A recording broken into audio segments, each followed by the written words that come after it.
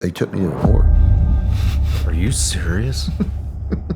We got stopped at a light in traffic, and we just happened to park next to an EFP. Two boys in the back seat. Yeah, they were DNA.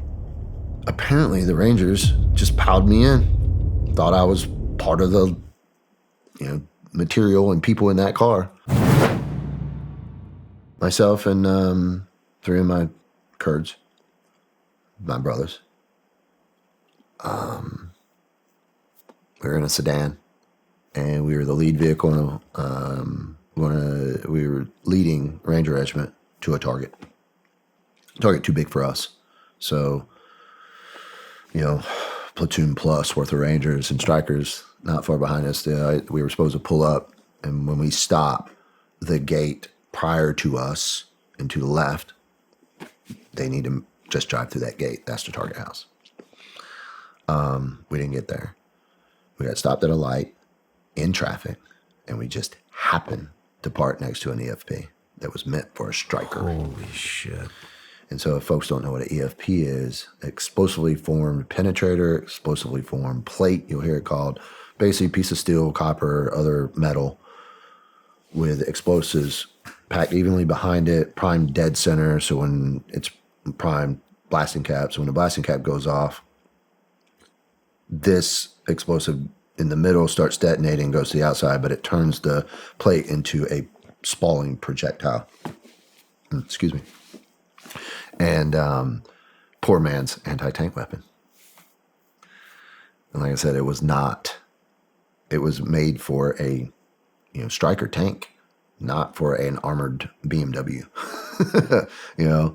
And so in those armored sedans, the back seat is where the armor is. The trunks are not armored. So there's a 5/8 or 3/4 inch piece of AR-500 behind the rear seats.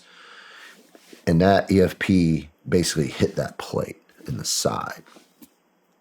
And so spalled two boys in the back seat. Yeah, they were DNA.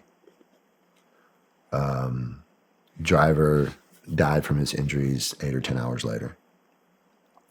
When the Rangers picked us up, scraped us up, we had been blown across, this is Highway 1, Broadway, on the east side of Mosul, just north of Noah's Tomb.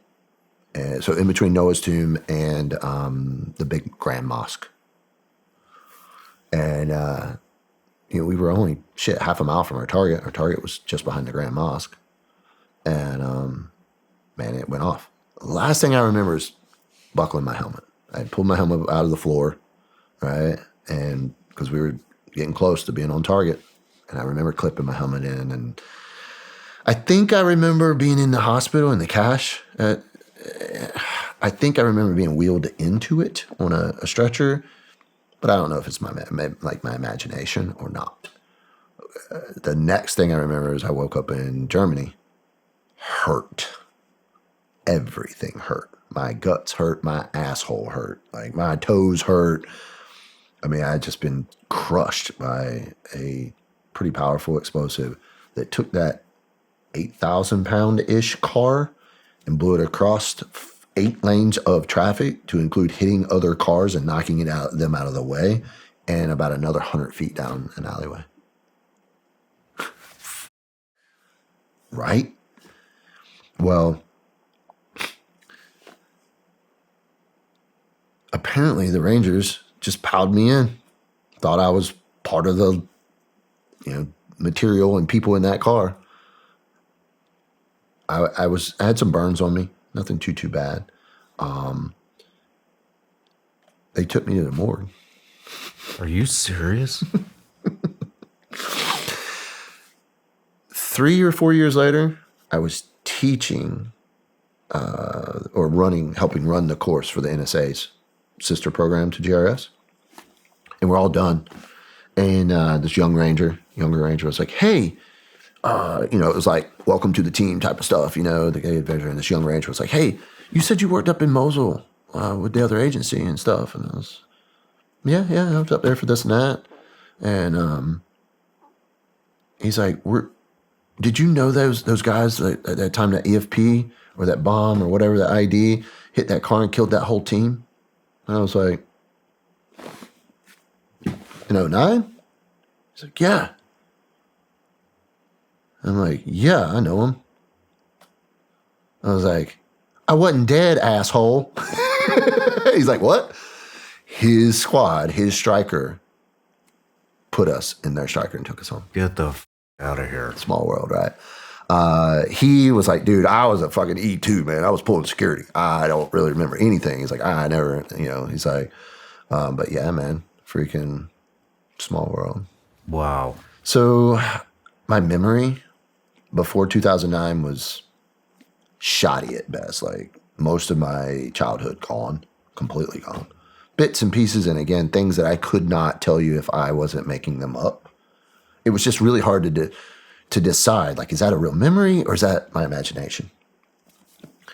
And over the years, things have come back, and it's fun. I've never had a memory pop back up that I was like, whoa, or freaked out about. I was like, oh, cool. Very cool.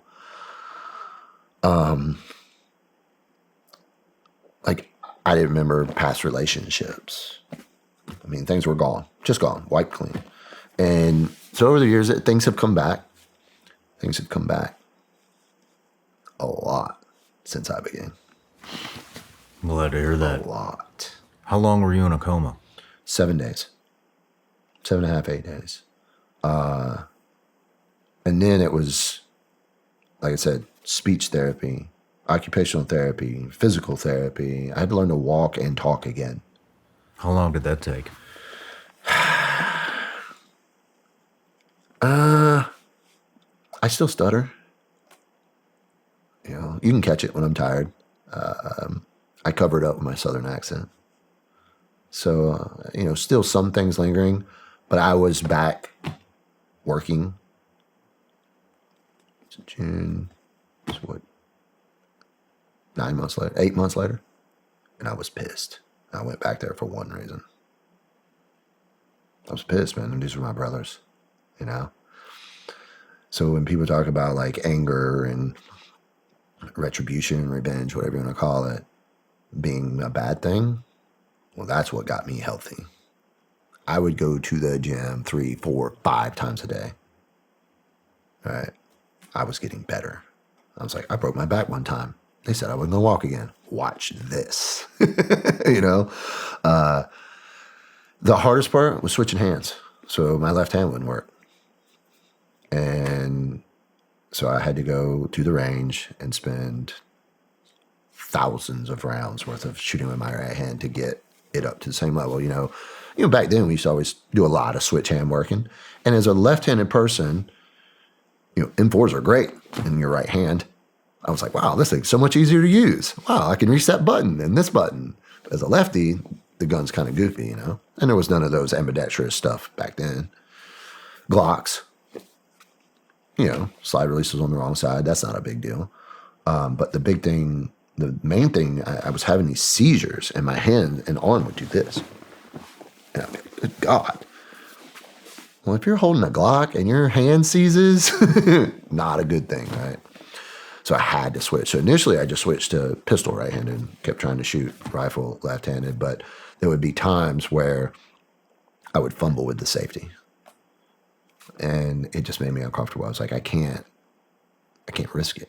Hey everybody, I'm Shawn Ryan. Click here to subscribe to the Shawn Ryan Show YouTube channel for the hottest and most compelling interviews that you will not see anywhere else. I've also made a playlist of all the previous SRS episodes so they're easy to find. You can find that right here.